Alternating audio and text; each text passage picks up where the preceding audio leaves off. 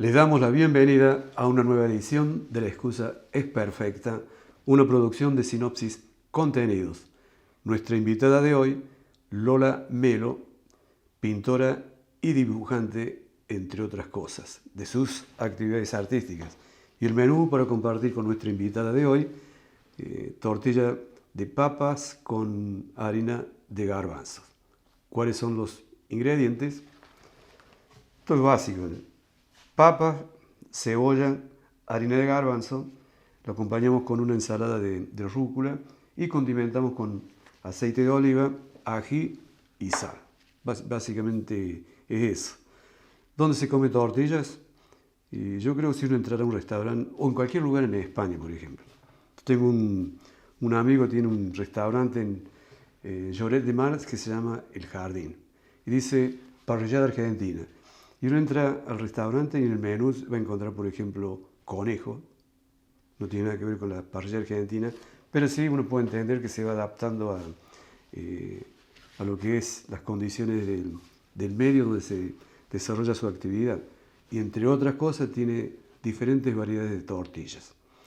¿Por qué en este caso la tortilla es con harina de garbanzo? Es para reemplazar el huevo, a partir de que a veces invitados o invitadas o son veganos o son veganas o son vegetarianas o vegetarianos o son celíacos o celíacas. Entonces, en cierta medida, el menú se va ajustando a las distintas cualidades y calidades del invitado o la invitada. Hoy, por ejemplo, nuestra invitada nos dijo que no es vegetariana, pero que no come ni berenjena ni pimiento. Afortunadamente, cuando preparamos el menú, no incluían ni berenjena ni pimiento. Y tortilla acá hago cada tanto. Incluso hoy vamos a experimentar. Una parte de la tortilla la vamos a hacer con harina de sorgo. A ver qué pasa. Si no funciona, entonces la haremos con la clara de huevo a esa parte de la tortilla para compartir acá con mi compañera Virginia. Muy bien, hacemos una pausa y pasamos a ver cómo procesamos esta tortilla de papas, cebollas y harina de garbanzos.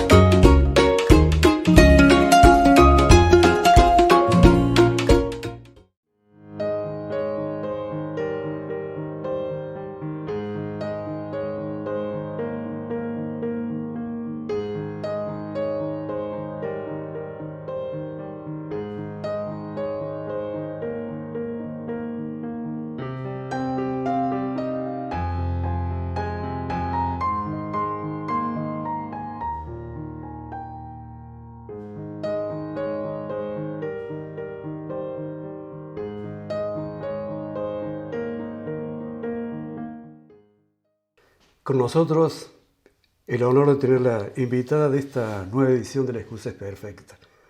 Lola Melo, dibujante, pintora, profesora de distintas cosas, por ejemplo, de tai chi, no sé, tai chi.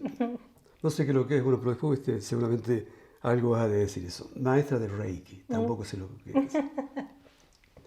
Yoga, entre otras cosas. Bienvenida, Lola. Gracias, muchas gracias por la invitación. Gracias por venir. Bueno, un placer. Así que siempre lo planteamos más que una entrevista, porque en realidad se hace una entrevista de esas, digamos, convencionales, como un concurso de preguntas y respuestas. Lo mejor, ¿viste? A veces es hacer una conversación alrededor de tu trabajo artístico y todas las otras actividades en sus alrededores. Perfecto. Y también la otra cosa, recuerdo haber leído que sos egresada de la Escuela de Artes de Figueroa Alcorta, ¿puede ser? Sí. Eso en Córdoba, ¿no? Sí. Muy bien. En ese sentido, como dibujante y pintora, ¿cómo te definirías? ¿O qué puedes decir acerca de tu trabajo artístico? No me encasillaría quizás en ningún estilo. A mí la Escuela de Arte, principalmente la Figueroa Alcorta, en su momento, yo egresé en el año 95, ya entonces se decía que era una escuela muy estricta, por decirlo de alguna manera, en la forma, en los métodos de enseñanza, comparada con la Universidad Nacional, por ejemplo. Eran profesores muy eximios, tal es así que muchos egresados de esa escuela, el título, si bien es provincial, tenía en ese entonces alcance nacional porque era una escuela muy prestigiosa en cuanto a profesionales que habían salido de la escuela y a nivel después internacional. Y bueno, justamente pensaba el otro día, en su momento quizás renegué de esa estructura, más que en un ambiente artístico, el artista en general escapa de la estructura, pero me sirvió muchísimo en la destreza técnica, pintura, dibujo, escultura, había que manejar ampliamente todas las técnicas para poder seguir, porque si no, no se podía. Y bueno, sí me defino como con bastante destreza técnica.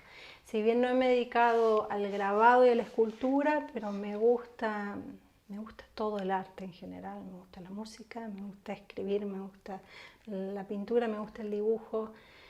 Amo las artes, pero bueno, me terminé dedicando más específico al dibujo, el trazo. Tiene que ver más el dibujo con el pensamiento y la pintura en general se dice que tiene que ver más con la emoción. Cuando uno pinta, si bien cuando observamos a los niños es fácil darse cuenta, un niño cuando está dibujando está narrando, y porque vine acá y fui allá te cuento una historia. Cuando está pintando está calladito y está rayando y largando un color, que el color en sí también tiene un significado, desde el punto de vista psicológico. Expresa, no es lo mismo un azul que un negro, un marrón, un rojo. Y creo que la línea en mí siempre está presente, si bien amo el pincel y las texturas y la materia de la pintura, siempre termino agregando con mi plumín y la tinta china, en general hago técnicas mixtas, la línea, el trazo para mí es muy importante. Tal es así que madurando a través de los años se fue haciendo el trazo una necesidad de escribir, ya no de dibujar, sino de escribir lo que sentía. Y bueno, fui escribiendo durante un año más o menos. Y cuando armé una muestra plástica, armé los dibujos, me animé a poner los textos, por esto también, ¿no? De romper prejuicios. Yo decía, ¿cómo voy a poner letras si yo no soy escritora? Bueno, después uno fue rompiendo y sabiendo que todo lo que es expresión, el arte tiene que ver con una expresión interna, y pude sacar ese tapujo o esa creencia quizás limitante. Fue muy bien recibida la muestra, y eso quizás me alentó también porque uno iba ahí como con cierto resguardo. Y tal es así que Jorge Vianello, que es un gran artesano de nuestra ciudad, me acuerdo en su momento, miró así y me dijo, ¿por qué no haces un libro? Y yo no lo había pensado, pero después me di cuenta que el libro, cuando puse la intención energética, de decir, bueno, voy a plasmar, quiero publicar, el libro ya estaba hecho, energéticamente estaba plasmado hacía tiempo, nomás que yo no lo podía ver. Y tal es así que cada dibujo, los dibujos no son pensados para la escritura, pero hay procesos internos creativos que se ve que son tan coherentes. Yo tampoco nunca sé qué voy a escribir ni qué voy a pintar. Cuando me siento es como una necesidad, casi como ir al baño, ¿no? Algunos dicen que la inspiración llega trabajando.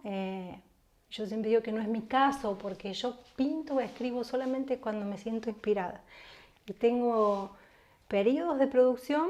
Cuando viene ese periodo es como que arraso. También soy muy rápida trabajando, no tengo un trabajo, es más bien muy expresivo. No sé si expresionista, pero es simplemente sacar lo que uno tiene dentro. Entonces no sé lo que voy a pintar y tampoco sé lo que voy a escribir. Siempre digo, no es que nunca hice un taller de literatura, nada, escribo lo que siento. Y bueno, esa estructura interna, había una lógica coherente que, bueno, cada dibujo iba acorde a una escritura, pero no fue el dibujo pensado para la escritura. Y bueno, tal es así que tuve una experiencia de publicar un libro, fue muy linda experiencia, me animé. A mí siempre digo, no fue que, publiqué un libro. Sí, fue que, qué bien, pude animarme a esto que tenía adentro y quizás lo hubiera, porque uno cuando se expresa en cualquier ámbito, digo, es para compartir, si no el arte se muere, caduca. Si uno lo guarda, no lo mueve, no lo muestra, lo que fuere, creo que uno desde ese lugar tiene... Yo siempre digo, el arte no se elige, sino que el arte lo elige a uno, porque uno es como una necesidad que tiene de expresarse. Entonces, en ese sentido, creo que los artistas, todos los artistas, tenemos una responsabilidad, bien, pero para con la sociedad, porque para algo uno se expresa, para que el otro vea y se refleje y se espeje y se ennoblezca. Creo que el arte, la gran función del arte es ennoblecer al ser humano. Para mí, si el mundo estuviera con más arte desde que somos así chiquititos, sería un mundo mejor, indudablemente. Me gustó eso de cómo el dibujo está asociado con la razón y el tema de la pintura con las emociones. El otro tema es las escrituras, la escritura. Yo siempre pregunto, el que sea, ¿quién le da la autoridad para decir que ese es escritor o no lo es? Parte en nuestro país de los más encumbrados escritores ni siquiera pasaron por la escuela secundaria. Entonces, ¿cuál es el problema? Sí. Yo tengo, tratando de ser diplomático, serias dudas. Por ejemplo, nunca tomé ni un taller, ni una clase, nada que tenga que ver con literatura. Y yo he publicado 14 libros. Más allá de si después a quien no les gusta o no les gusta. Pero como decís vos, ¿viste? Es un compromiso con la sociedad donde uno vive. Sí. Publicar algo y quedar desnudo. Entonces ahí todos saben más o menos, ¿viste? Cómo pensás, entre otras cosas, o cómo vivís. Sí, porque creo que uno al expresarse en cualquier tipo de arte está desnudándose, estás mostrando la esencia, por más que sea una historia, ya sea la literatura o una pintura abstracta que uno dice, no, ¿qué significa? Y uno lo ve y por una persona dice, yo no entiendo de arte y lo ve y, ay, pero me hizo una cosita acá o me recordó. Y bueno, lindo, está ¿no? tocando el alma de la persona porque el artista cuando se expresa está dejando un pedacito de su ser y escucha que si no es poca cosa, es mucho. Animarse a eso y también esto de poder desmitificar, porque siempre el arte, convengamos que estuvo asociado a esto, ¿no? A la élite y uno tiene que ser culto y hay que saber leer una obra y hay que saber escribir y que las palabras suenen bonito.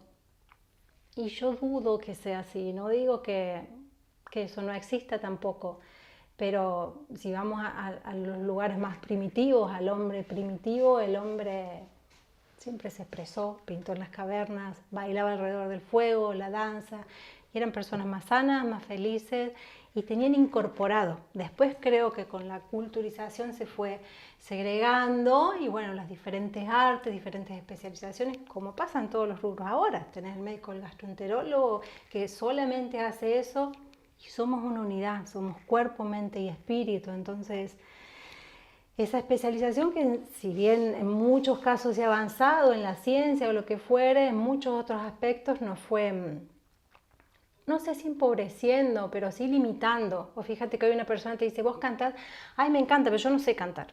No sé cantar y ya la persona se tilda y un bebé canta. Un bebé le pones música, está comiendo, baila y canta. Entonces, ¿cómo que no sabe cantar? Es innato, es inherente la expresión. Creo que desde chiquitos también se nos coarta. Por ahí se dice que un artista es un niño que sobrevivió a la culturización, porque siempre en esa tenacidad sobrevivió con su arte a lo que son las normas y las reglas. Y yo creo que sí, yo me siento en cierta forma así. El arte fue siempre mi refugio y mi cable a tierra en todas las situaciones. Y yo te puedo decir, yo era adolescente, no es que no salía, pero venían a buscarme grupos de amigos con todas las hormonas a flor de piel, de 13, 15 años, y yo me quedaba pintando. Iba así un rato, pero después me volvía y pintaba. Y bueno, creo que es una gran terapia también. Muchos dicen, bueno, el psicólogo del caso me mandan a pintar, me mandan a escribir, como si fuera, anda a hacer. Es que es absolutamente terapéutico porque uno se expresa y saca lo que está teniendo en su interior y va haciendo procesos y catarsis. A mí me encanta ver el arte desde ese lugar, algo que es para todos, es de todos y que tenemos que echar mano de eso más naturalmente. Lo virtuoso de los niños y niñas es que no tienen prejuicios. Eso es hermoso. Pregunta algo y la respuesta es impredecible. Me imagino cuando miran algo dibujado, pintado, debe ser lo mismo. Es así, sí. Yo no tiendo a subestimarlos. No. Son maestros en miniatura. Pero bueno, sí, el tema de quién viene a veces comentarios. A mí otro comentario de los que leen los libros y que no tienen ningún tipo de formación. Porque cada ser humano tiene su capacidad de interpretar o analizarse si quiere. Uh-huh. Esto se emana, ¿viste? No discusión, ¿viste? Pero para que no haya discusión me piensan así, pero de esto tendría que haber sido leyendo mis libros. Le digo, primero que no te pido opinión. Y segundo, incluso al que me edite los libros, que lleva, ¿cuántos? 6 libros, él no se puede cambiar nada. Incluso cuando es el tema de gramatical, que me preguntan de corregir, porque a veces está hecho a propósito. Ahí uno le da rienda suelta a ese niño que lleva adentro, que no tiene prejuicio. Está perfecto. Bueno, al gobernador de la provincia hace poco, viste, también lo han cuestionado porque se ve que en un discurso usó la palabra aiga. Algo escuché. Yo tengo un libro cuando aiga, entre comillas, cuando. ¿Cuál es el problema? ¿Vos lo entendés? Ya está. Listo. En realidad tendría que ser aceptado. En realidad, lo que usan el vocablo lo tienen adoptado. Yo me ocurría y todo el mundo entiende. Que justamente eso ahora, pero hace como 2 años atrás, con un... en realidad, cuando yo empecé a trabajar en la fábrica militar tenía 16 años y Pedro tenía 32.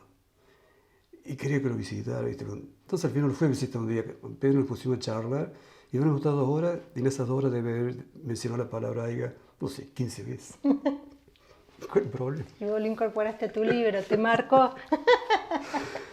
Lola, vamos a hacer una pausa, nos vamos a sentar. Bueno. Vamos a hacer la ficción de 15-20 segundos del menú de hoy y después almorzamos tranquilos, bueno. Sin cámara y sin micrófono. Perfecto. Pero podemos seguir conversando. Sí. Y generalmente esas conversaciones serían, si fuera un programa, serían mejor que el programa original. Y sí. Nos seguimos unos minutos. Bueno.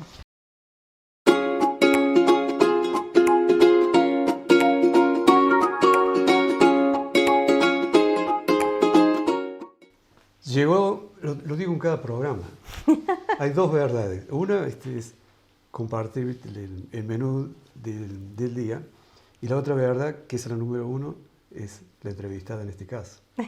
¿Quieres saber cuál es la tercera verdad? ¿Cuál es? Es que lavo los platos. No, Bueno, no hay problema. No hay problema.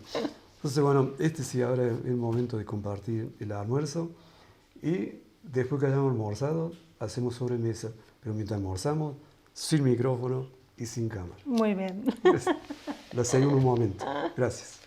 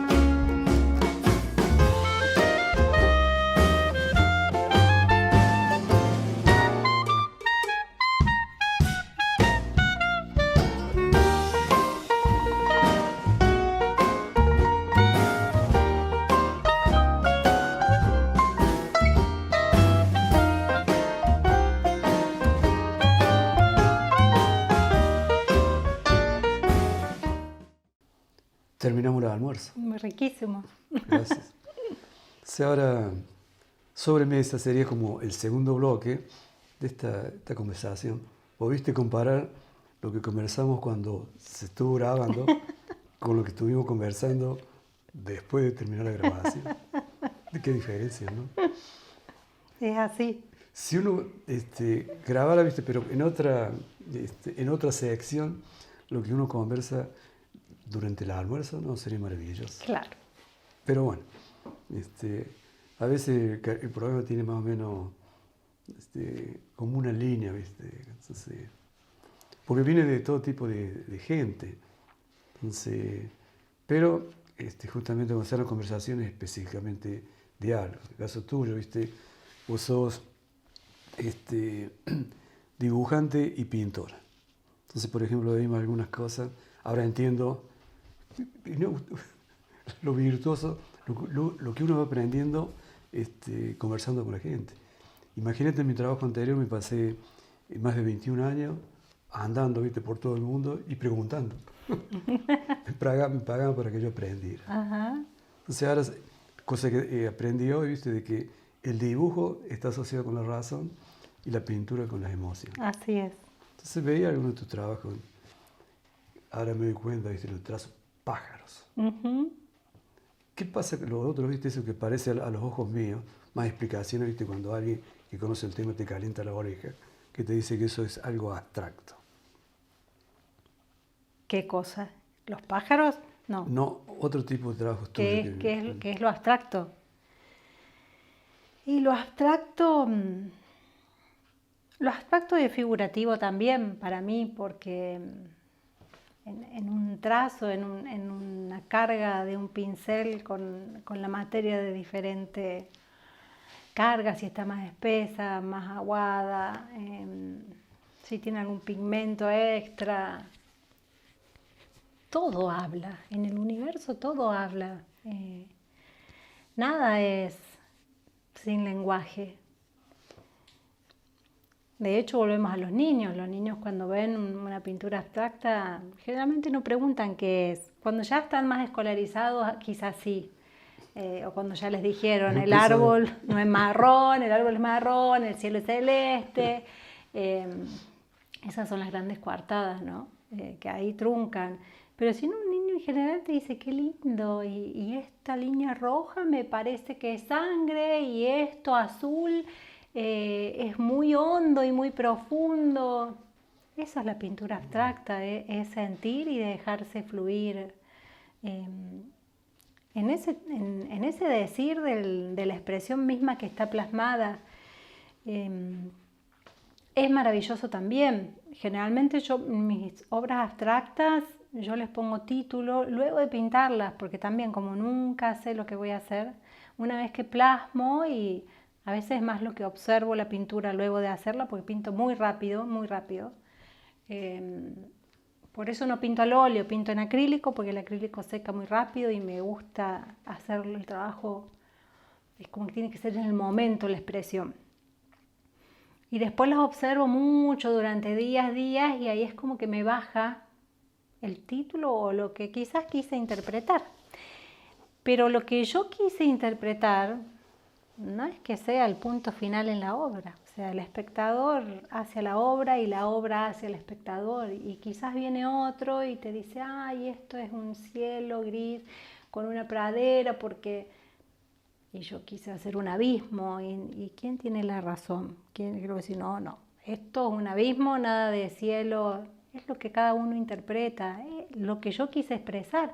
Pero en el otro moviliza seguramente otros aspectos, que es su mundo y es tan real y auténtico como el mío. Entonces creo que también es eso lo maravilloso de la obra, que nunca queda acabada y siempre se va recreando con cada espectador y es como un poema dúctil sería, ¿no? Que va cambiando con el tiempo y es lindo, es muy lindo.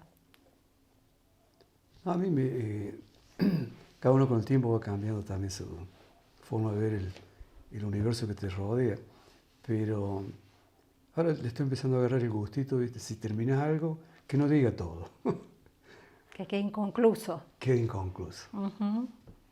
Te van a preguntar, pero ¿y después? Bueno, ustedes pongan el después. Uh-huh. Eso me gusta. Que es hermoso. Aparte está invitando al otro también a animarse, a poner su impronta. Volvemos a esto de co-crear, ¿no? Y yo soy el artista, acá está el observador. Y es siempre un ida y vuelta en todo, como es la vida misma. Está espectacular que sea así, que quede inconcluso.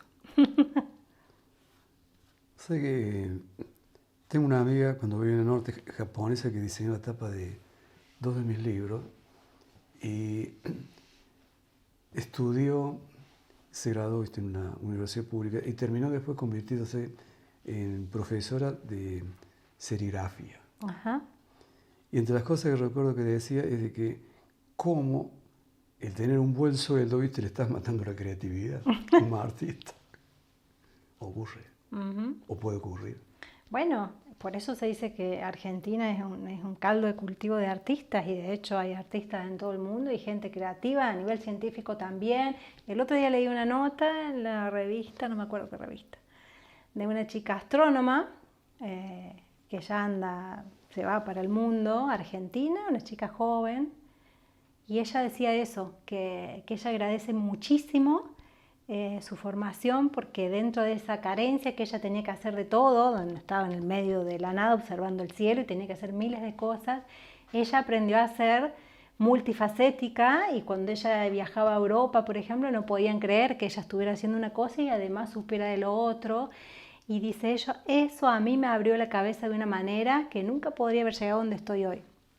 Y cuando estábamos en la escuela de arte, que yo en ese momento no lo comprendía, pero un profesor siempre nos decía, mientras menos recursos tengan, más creativos van a ser. Y nosotros decíamos, ¿pero cómo puede ser? O nos decían, pinten con paleta monocromática. No, monocromática, un solo era el quejar.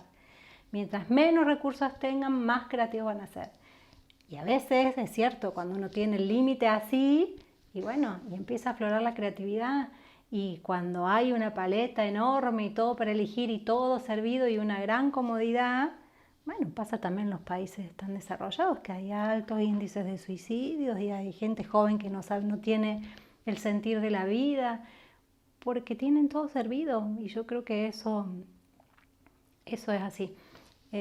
Como decía Ignacio Copán, lo atamos con alambre este autor, y bueno, y eso hace que uno se acostumbre a tener la creatividad a flor de piel. La creatividad es algo innato, tampoco creo que sea algo específico de cada uno. Quizás uno nace con una predilección o una habilidad, un don, pero no es algo que algunos tengan y otros no. Para mí todos somos seres creativos. Pero bueno, volvemos a lo mismo, que por ahí se cuarta esto, se va dividiendo, o bueno, el artista es creativo, el que hace ingeniería no es creativo y se va cuartando. Pero se puede... Hay más cuentos de ingenieros que de gallegos. Totalmente. Es así. ¿Vos sabés por qué escribo en forma de prosa? Por escaparle a la métrica y al ritmo. Porque el cubo que tengo en mi cabeza de cuestiones técnicas es difícil escapar. Es cierto, ¿no? Bueno, pero sin embargo yo siempre digo, entre un científico y un místico, no hay diferencia, porque el científico, o el que estudia el universo, en realidad está siempre buscando lo intangible, pero de una forma razonable. Pero creo que busca lo mismo, busca esa esencia, esa chispa divina. Y a lo mejor es agnóstico y es ateo, pero yo creo que en el fondo es lo mismo, no hay diferencia. Sobre ese tema podría dar lecciones. El tema del ateísmo. No, me pregunto, ¿cuál es la necesidad, viste, de preguntarle a otro ser humano por si es creyente o no es creyente? Uh-huh. No podría entender. Jamás le preguntaría a nadie, viste. O el otro día fui a visitar a una tía que tiene 81 años. Estábamos conversando y me preguntó en un momento, viste, de qué ideología era. ¿Te importa? No se puede conversar, no. aunque viste, uno sea creyente y el otro no lo sea. Uh-huh. En realidad creo que si uno se despojara de los prejuicios de la sociedad donde se dice no se puede hablar de política, de religión o de sexo, ¿por qué? Uh-huh. Si vos respetas, viste, el que está del otro lado, no debería haber temas prohibidos. No habría ningún problema de nada, es cierto.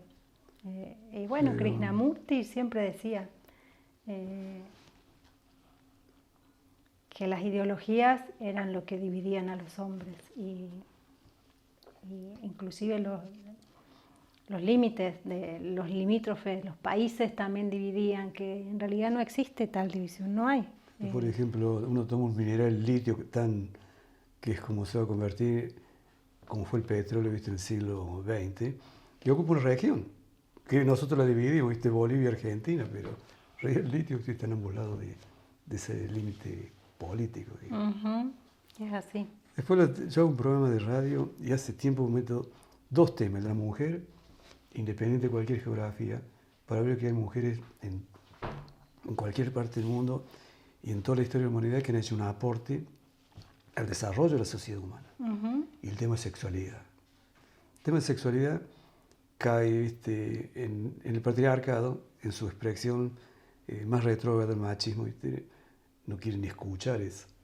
Las que preguntan, ¿viste?, son mujeres. Y ayer, a los martes y jueves, la editorial le dice sobre 19 libros que hablan sobre erotismo. Entonces termina la nota diciendo, ¿cuál es el tuyo? El libro. Y yo tengo uno ahí que me lo regaló una amiga. Dice, ¿cómo? No me acuerdo el título, dice algo así como, pídeme lo que quieras. Uh-huh. Y leí, viste, la introducción del libro.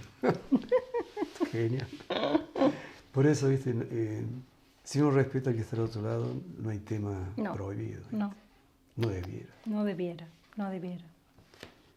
El tema, vos me dijiste que recién fuera de los micrófonos, de que en el Centro Cultural de Almafuerte había dado clase de... Tai Chi. Tai Chi. Sí. ¿Qué es lo que es Tai Chi? El Tai Chi es un arte marcial. Sucede que es un arte marcial blanda. Las artes marciales se dividen en duras y blandas. Las duras trabajan con la energía externa, ¿no? Cuando uno golpea, sale la energía hacia afuera. Y las artes marciales blandas se trabaja con la energía interna del cuerpo. Entonces, todo el Tai Chi gira en base, en realidad son prácticas físico-espirituales, igual que el yoga, gira en base a la filosofía del Tao. El Tao tiene el concepto básico de que el ser humano es un microcosmos del macrocosmos, que es una calcomanía del universo en miniatura. Entonces todo el Tao enseña a fluir con la naturaleza y con lo natural. Se dice que de todos los elementos de la naturaleza el agua es el más duro y es el más blando de todos los elementos. Entonces el Tai Chi enseña a hacer de algodón por fuera y de acero por dentro. Cultivar esa energía blanda. Todos los movimientos del Tai Chi son muy lentos, muy suaves, muy redondeados. Se trabaja constantemente con el yin y el yang y equilibrándolo, pero se enseña como esa suavidad en general, esa redondez, que en Occidente no tenemos esos movimientos, por eso cuesta tanto el Tai Chi acá. Acá todos los movimientos son muy cuadrados, muy angulados, muchos de fuerza, potencia, pero no hay ese cultivo, es una energía diferente. Y es muy interesante cómo se trabaja hacer un proceso interno. La persona viene, porque también generalmente, como el yoga es recomendado por médicos, porque activa el sistema nervioso parasimpático, relaja, hay reactivación, regeneración de tejidos, de células, se llama la gimnasia de la eterna juventud. En China, en los parques, uno va caminando, yo nunca lo vi, no estuve ahí, pero en los parques los chinos hacen, y son muy longevos, personas muy longevas, y se hace Tai Chi como uno anda en bicicleta acá, quizás. Entonces, el Tai Chi es como hacer poesía en movimiento, yo siempre digo lo mismo, es como un poema moviéndose, es muy lindo. Ahora que sí, los chinos una vez me preguntaron en un programa, en mi experiencia de vida, cuál era la cultura que más se ocupaba de los viejos. Yo dije, los chinos. Sí, totalmente. Y aparte se los respeta mucho porque... Bueno, justamente eso, porque está basado sobre el respeto. Sí, ellos tienen una sabiduría, esto es de generacional, milenios, y de boca en boca, y con las hierbas, todo, el taichista forman, ellos no dividen lo mismo, entonces medicina, salud, cuerpo, hasta el trabajo, ellos el Feng Shui, por ejemplo, que es acomodar la energía en los espacios, no van a un lugar sin consultar a un experto en Feng Shui, y el Tai Chi es parte de su propia medicina, el Qigong, que es muy parecido a lo mismo, y las hierbas y la alimentación, lo mismo. Son culturas milenarias que creo que son culturas que tratan cuerpo, mente y espíritu. Acá lo que decimos, se fue diversificando todo y cada uno tiene una especialización, pero creo que se está volviendo, hay una vuelta. Bueno, recién conversamos también en el almuerzo que hay una vuelta a lo original, a lo saludable, de a poquito. La alimentación es uno de esas señales. Totalmente. Algunos una actitud de conciencia y otro forzado, en el caso mío, una cuestión de salud. De todos modos, afortunadamente tengo la disciplina de hacerlo, entonces... ¿Qué te parece? Lo que a mí me dijeron, esto es lo que vos tenés que hacer. Cuando vos salgas de la puerta del hospital hacia afuera, hacer lo que te dé la gana. Problema tuyo, claro. Exactamente. No, en eso, ¿viste cuando éramos niños que decían, las autoridades, vivimos en un pueblo, el cura, el médico y la maestra o el maestro? Y se ve que en algún lugar, quedó en mi cabeza, lo del médico seguro. Tipo me dijeron, esto debe ser así, asado, y para mí es así. Fue así. Y no cambió nada. Bueno, porque te preguntan, una médica un día sentada en la mesa, no, pero el colesterol, digo, no necesito hablar con vos. Si hace 12 años, que sobreviví todo aquello y todo, funciona bien, no voy a cambiar. No. No tengo necesidad de cambiar. No. No, evidentemente fue también un acto de conciencia, porque si no, no hubieras sobrevivido. Por más voluntad que hubieras tenido, tiene que haber un clic interno en todo para que funcione. Algo tiene que quebrarse adentro para que el proceso después perdure y sea genuino. Uno se da cuenta. Se da cuenta cuando no es genuino. Lola, te invito a hacer una pausa y nos vamos a sentar allá en el sillón más cómodo. Bueno, muy bien. Y seguimos esta hermosa conversación. Muy bien. Imagínate, a mí personalmente, si voy a escuchar hablar a amigos de la infancia, y tenía un cuñado que siempre me observaba. Y entre las cosas que me observaba era el tema de hablar. Y bueno, uno se da cuenta a veces. Y le daba. Y si te encontrás a alguien que también le gusta, y sí, puedes estar hablando todo el día, o todos los días. Te invito a sentarnos allá y continúa. Muy bien. Nos vemos en un momento. Este sería, en esta grata conversación, algo así como el último bloque de La excusa es perfecta, que es producción de sinopsis contenido. Pero antes de entrar, viste, esto que está acá, que te llena los ojos. Hay una cosa que me llama la atención porque tampoco tengo la más remota idea de qué se trata. No sé, ni sé cómo se pronuncia, es decir, Reiki. Reiki. Reiki. ¿De qué se trata? El Reiki, ¿nunca hiciste Reiki? Ni idea de lo que es. Bueno. Aparte tampoco me gusta ir a buscar en Google, veces no, porque si no, ¿viste? Es como algo se pierde por el camino. En cambio, así cuando lo que te decía recién, uno pregunta el desconocimiento, es mucho más agradable. Muy agradable, sí. El Reiki es maravilloso. Es energía vital universal que uno transmite a través de las manos. Las manos, todas las culturas, y volviendo a Tai Chi, en libros antiquísimos del Tai Chi, del Tao, hablan de las manos también como el lugar idóneo para transmitir la energía. Todos tenemos, por eso la imposición de manos y los sanadores siempre las manos. Esa energía universal uno la transmite a través de las manos, se trabaja sobre los chakras. Los chakras son centros energéticos como vórtices de energía que giran como una ruedita. Los tenemos a lo largo de la columna vertebral. Son 7 los principales, en realidad tenemos más chakras, muchos más chakras. Y desde la medicina tradicional china, los meridianos, que son canales energéticos, hay muchísimos. Y desde el yoga, los nadis, que son también canales energéticos, hay más de 72.000. Para que tengas una idea, la sutileza que es el cuerpo humano. Bueno, en el Reiki trabajamos sobre los principales chakras. El chakra también tiene un vórtice por parte de adelante y por parte de atrás, por eso se trabaja parte delantera y luego parte trasera. La parte de atrás también se trabaja mucho la voluntad de la persona, la voluntad del espíritu también. Y trabaja en todos los niveles, esto entendiendo de que la parte física es la más densa, que nosotros tenemos muchos cuerpos más sutiles, muchas capas sutiles, hasta llegar a la parte física. Entonces en el Reiki es como que se abarcan todos esos cuerpos y en general es muy armonizante, relajante, es sanador también. Hay casos de gente que se sana con Reiki. Tal es así que ya en los hospitales, en algunos hospitales en Buenos Aires lo están incorporando como terapia. Hay enfermeras que estudian Reiki, les hacen a sus pacientes. Y además, que yo siempre rescato también, es el contacto, ¿no? Esto de apoyar ya sea así, porque el Reiki hasta 50 centímetros de distancia la energía pasa, pero uno puede en forma de cuenquito apoyar la mano.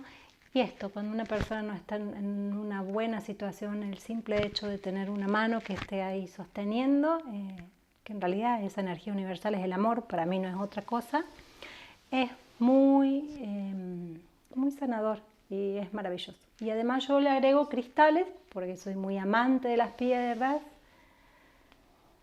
Soy como muy apasionada, yo me apasiono. Piedras. ¿Piedras? Eso que la donde están las luces prendidas. Ah, esa es la piedra de sal. ¿O hay más? No, debe ser sal, yo no entiendo nada, ¿viste? Sí, eso me lo regalan. la piedra de sal. Esa piedra armoniza el ambiente. Y donde hay energías electromagnéticas, televisores, computadoras limpias, son muy, muy buenas. Las piedras lo mismo, vienen del magma terrestre de iones formándose en la Tierra. Imagínate la energía que tiene cada piedra. Cuando sale a la superficie, se dice que es cuando la piedra viene a cumplir su función a la humanidad. Y cada piedra trabaja a nivel el cuerpo emocional, el cuerpo mental, el cuerpo físico, el cuerpo espiritual. Y yo trabajo con la ley de semejanza, que lo semejante atrae a lo semejante. Entonces yo a la persona le hago elegir la piedra cuando llega. Tengo muchas piedras, porque soy muy amante de las piedras y las he ido buscando. Y la persona elige lo que le gusta, que en realidad es lo que está necesitando esa persona, y las pongo sobre el chakra, sobre los chakras, mientras hago Reiki, y es maravilloso, maravilloso. Bueno, o sea, los semejantes se atraen. Sí. Y en física, viste, los contrarios son los que se atraen. Se repelen.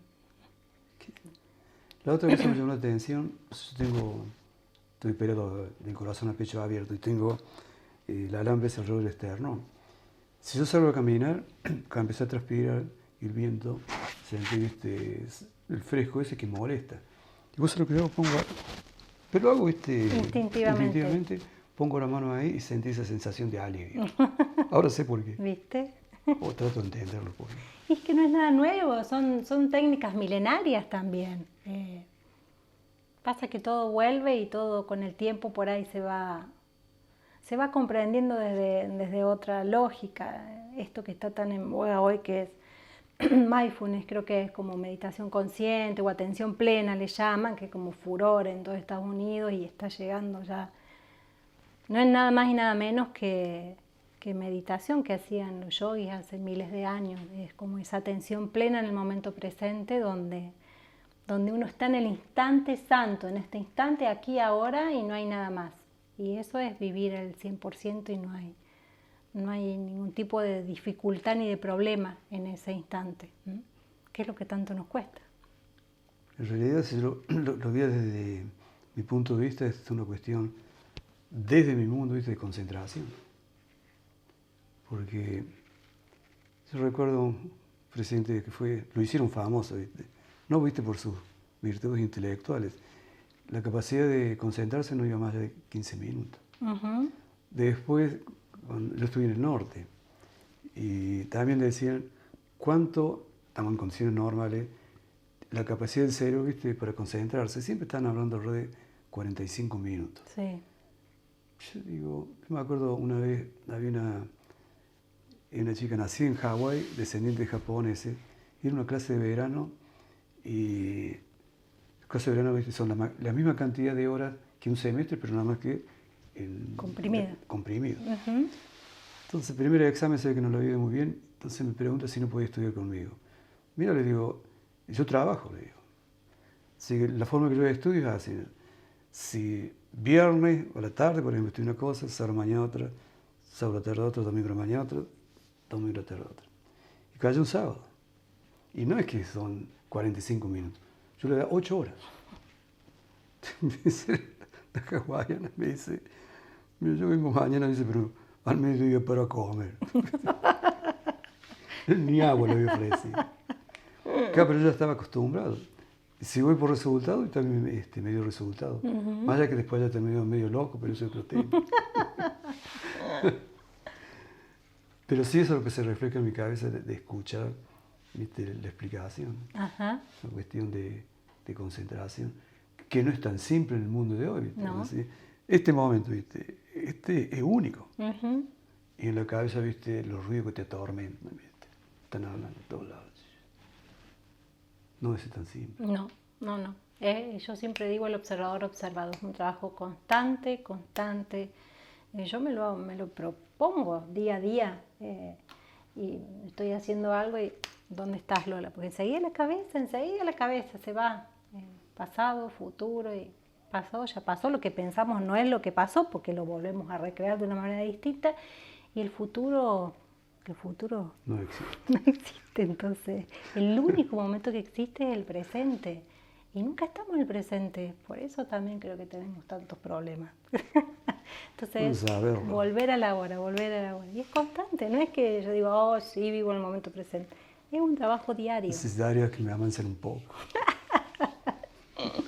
No, pero parte del problema es, dicen que, eso porque cuando me operaron me regalaron 2 libros, uno, colesterol, ese es el problema mío, y el otro, estrés. Leyendo el libro de estrés dice, de acuerdo al libro, tendría personalidad tipo A, donde uno cree que hace 2 cosas al mismo tiempo, y el cerebro hace una función, pero bueno. Hay un desfasaje ahí. Voy a tratar de corregirlo. Lola, estas preciosuras. Primero que también la tenemos acá a la vista. Después te voy a decir que en mi cabeza que se reflejan los colores. Ajá. Que estoy viendo. Bueno, este se llama Bosque. Este lo hice hace poco. Es acrílico y en este caso no tenemos tinta china. Puede ser también una abstracción. Para mí es un bosque, no sé qué. No, ahora sé, que por qué pintas con acrílicos. Ah. También aprendí eso. Vos sabés que creo que nunca hubiera acertado que es un bosque, pero vos sabés que una vez en un museo, creo que el museo, viste, que más recursos económicos tiene el mundo, en Los Ángeles, California, y había leído que habían comprado los lirios de Van Gogh. Voy a ser diplomático, un cuadrito así. Creo que la única razón que me paré a verlo es porque había leído que el museo había pagado 50 millones de dólares. Pero los colores, muy parecidos a eso. Ah, sí, sí.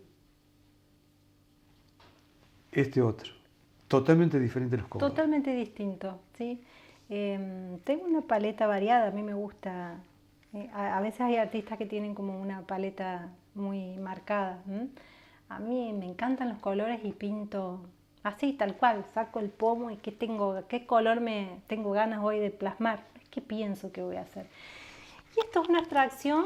Este creo que no tiene título. Y también trabajé mucho con espátula, jugando. Ahora, cualquier obra artística, ¿debe tener título? No. Se lo deja librado, viste, a quien vea o observe la obra. Totalmente, hay algunos que son sin título. Yo a veces les pongo título porque me nace. O sea, por ejemplo, yo hice esto y me sugirió un bosque, pongo bosque. También el título porque por ahí dicen a veces coarta al espectador.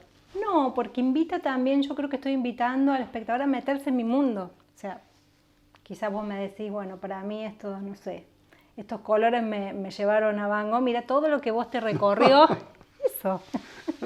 Y es maravilloso eso. Y bueno, yo te estoy invitando quizás con el título y decir, mira, sí, puede ser un bosque también y qué lindo. ¿Y el tema de fechas? Que si les pongo no, yo pongo el año y generalmente no me acuerdo después los procesos. Le pongo el año para acordarme porque tengo muchas obras pero no me acuerdo en qué época del año iban los procesos. Esta, por ejemplo, son hadas. Esta es una serie que hice mucho y este año volvieron algunas, pero también nacieron así como muy espontáneamente. Me gustan mucho las flores y bueno, las hadas son como los elementales, los seres más sutiles de las flores, se dice, ¿no? Y empecé a trabajar con hadas. En ese un cuerpo de mujer, ¿qué es lo que tiene en la mano? Y puede ser un cristal, una bolita mágica, Un diamante, sí, no sabemos. Bueno, surgieron quizás hace 2 años, después las hadas como que no volvieron a resurgir y este año salieron algunas más. O sea, no pinto nada, los procesos vienen solos. Después este año, justo le decía a la Vicky también, eso es acuarela y tinta china. ¿Ves lo que te decía del trazo? Esto es hermoso. Siempre está la tinta china, como el dibujo, el trazo. Empecé con una serie de autóctonas, de aves autóctonas. Casi todas son acuarelas y tinta china. La acuarela es muy linda, es una técnica, a mí me gusta mucho. Tiene caras malos. Es que esos son los caranchos, sí. Un carancho. Sí, amo los pájaros, me encantan los pájaros. Con razón los pintas. Sí, me encanta, si los tengo que tocar así me da mucha impresión, pero me encanta observarlos, escuchar el canto, me encantan los pájaros. Y los observo mucho, por ejemplo, donde estamos, que hay bastante naturaleza, ya sé los lugares que tienen, cada pájaro es como que cada pájaro tiene un lugar donde vive, un recorrido en el día, me gusta mucho observarlos. Y también me hacen, bueno, uno se comunica con la naturaleza, que los pájaros como que vienen a cantarle a uno cuando uno se comunica. Bueno, y este también, lo pinté cuando fuimos a las termas de Fiambalá, en Catamarca, que es un paraíso. Un arbolito con un pajarito. También es tinta china y acuarela. Hermoso. Cuando escucho tinta china, vos sabés que una vez en Houston había una exposición de Yoko Ono, y entonces chiquito y era todo blanco y negro. Sí. Con tinta china. No sé bien de qué se trataba, ¿viste? Pero bueno. Sí, a mí la tinta me encanta, la tinta china.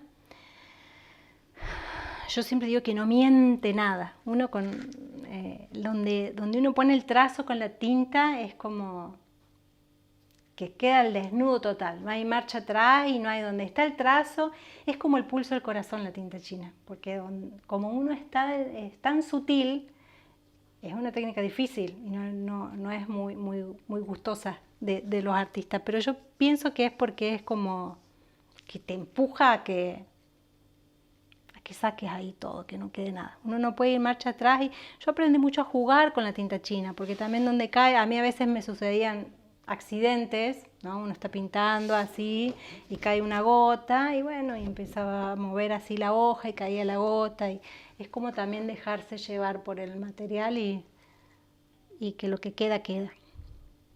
Mira vos, ¿no? O sea que la tinta china no es tan simple. No, no es simple, pero una vez que uno le gusta no la suelta más. Va, yo no. Inclusive el olor de la tinta china a mí ya. ¿Pero Es por qué dicen difícil. tinta china?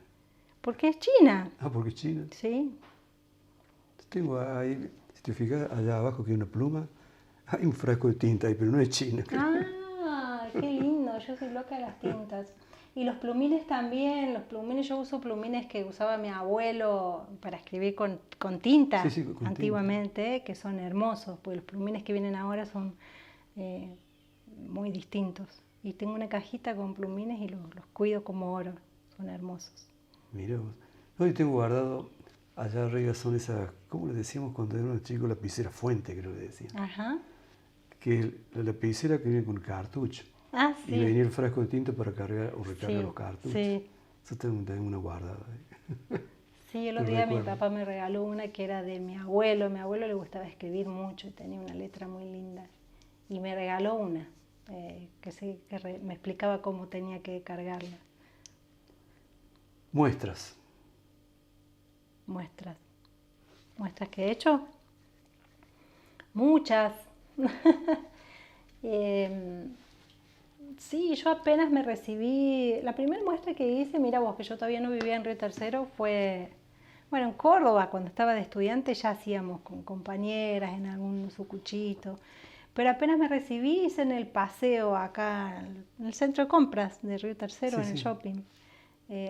Apenas estaban los locales inaugurados, había locales vacíos y bueno, hablé con los dueños del lugar y ahí hice mi primer muestra. Y a lo largo de los años hice muchas muestras. Nunca dejé de exponer. Ahora no estoy exponiendo tanto. Cambiaron los tiempos. También, justamente estábamos hablando recién. Hoy se maneja mucho más con lo virtual y se abre un panorama interesante desde las redes, que uno puede darse a conocer mucho más fácilmente y vender también. Pero hice muchas muestras en todo Río Tercero, en bares, en la Casa de la Cultura, en espacios, en salones, en La Luciérnaga, en el No Durmay. La muestra es linda, justamente el otro día fui a una muestra en una finca de Normi Prono, que es fotógrafa, muy lindas fotos, viajó a Cuba y hizo una muestra. Eso fue, parece que viaje en Belgrano. Sí, en Villa Ciudad Parque.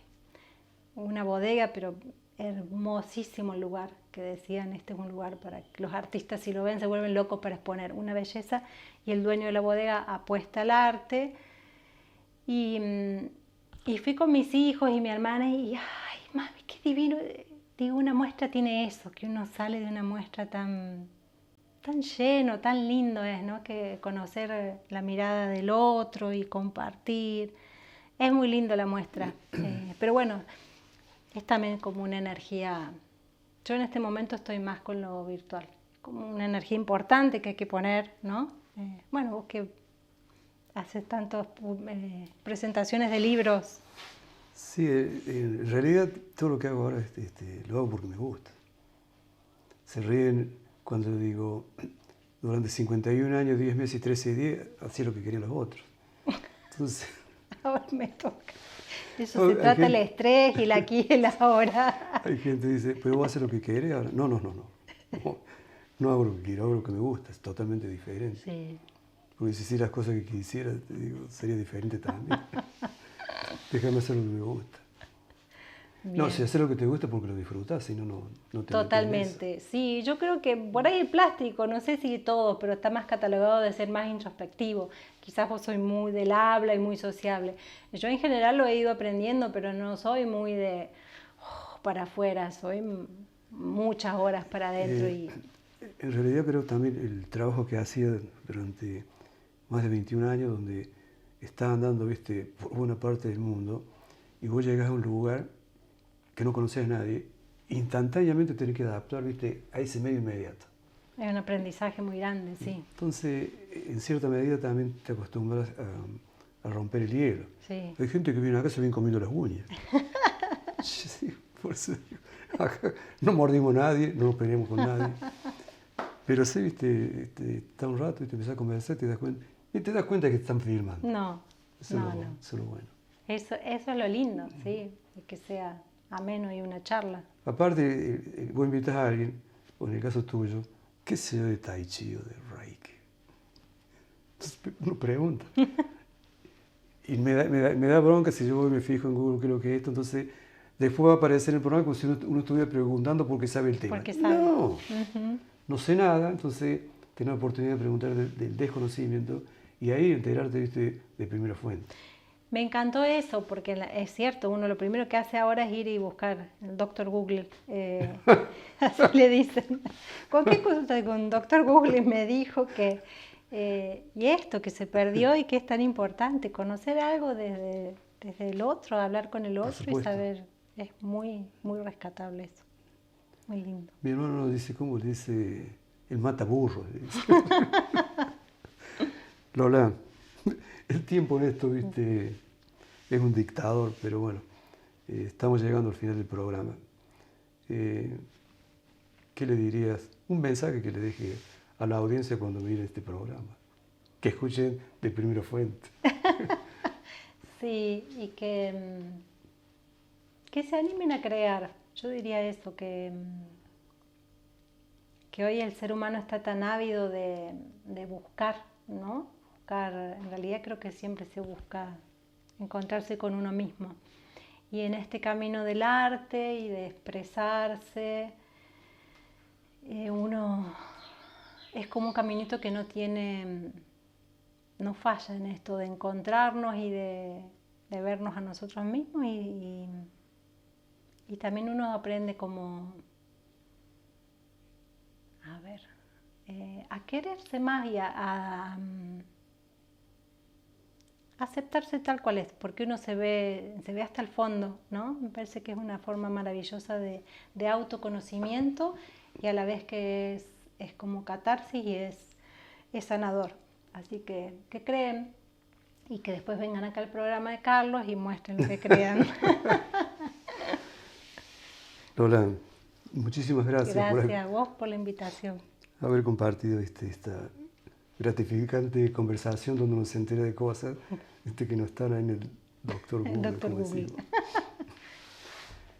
Muchísimas gracias por habernos acompañado en esta nueva edición de La excusa es perfecta.